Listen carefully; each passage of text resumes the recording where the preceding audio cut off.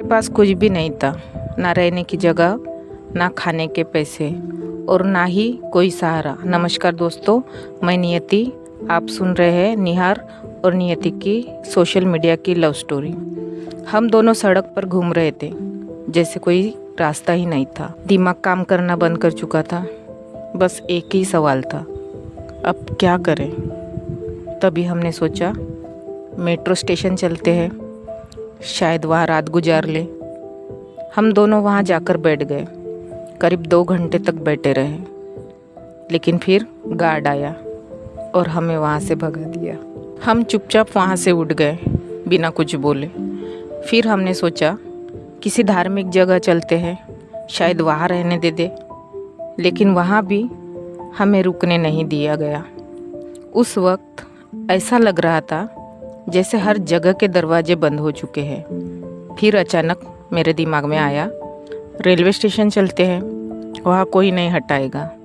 और हम दोनों स्टेशन पहुँच गए। प्लेटफॉर्म पर बैठ गए। ना पैसे थे, ना खाना, और सुबह से कुछ खाया भी नहीं था। अगर टीटी आ जाता तो क्या बताते, ये सोचकर ही रोना आ जाता। तुम अपने घर चली जाओ। नहीं, अब हम साथ हैं तो हर हालात साथ झेलेंगे। मैं उसे छोड़कर नहीं जा सकती थी, क्योंकि मुझे पता था अगर मैं चली गई तो वह अकेला इस शहर में टूट जाएगा। और सच कहूँ, वो रो रहा था, अपनी हालत के लिए नहीं बल्कि मेरे लिए। उसकी आंखों में डर था, चिंता थी, और वो सब कुछ मुझे अंदर से तोड़ रहा था। लेकिन फिर भी हमने एक दूसरे का हाथ नहीं छोड़ा। उस रात बहुत ठंड भी थी और हमारे पास ओढ़ने के लिए कुछ भी नहीं था। मैंने उससे कहा, मुझे बहुत ठंड लग रही है, सो जाओ।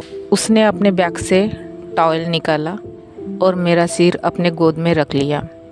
और मुझे ऐसी नींद आई जैसे मैं अपनी माँ की गोद में सो रही हूँ। लेकिन निहार पूरी रात नहीं सोया, क्योंकि उसे चिंता थी, कल क्या होगा। सुबह हुई, लेकिन हालत वही थी।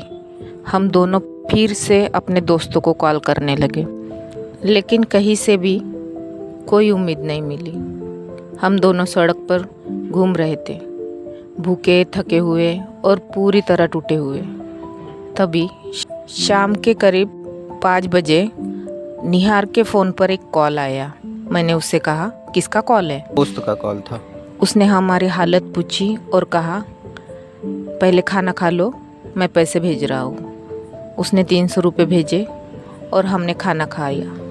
कई घंटों के बाद फिर रात होने लगी और हम फिर स्टेशन गए।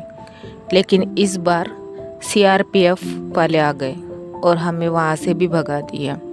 अब रात के 10 बज चुके थे और फिर हम सड़क पर थे। तभी उसी दोस्त ने फिर कॉल किया और निहार से पूछा, खाना खा लिए हो दोनों ने भी? निहार ने कहा, हाँ खाना खा लिए हैं। तो उसने पूछा, अभी कहाँ हो? निहार ने कह दिया कि अभी रोड पर ही है। उसने 1000 रुपये भेज दिए और कहा, होटल जाओ। और हम दोनों फिर से होटल गए, रूम लिया। हम इतने थक चुके थे कि कब सो गए पता ही नहीं चला। लेकिन सुबह फिर वही सवाल था, अब क्या होगा। और इस बार मुझे एक ऐसा फैसला लेना पड़ा जो हमारे रिश्ते को फिर से एक नई परीक्षा में डालने वाला था।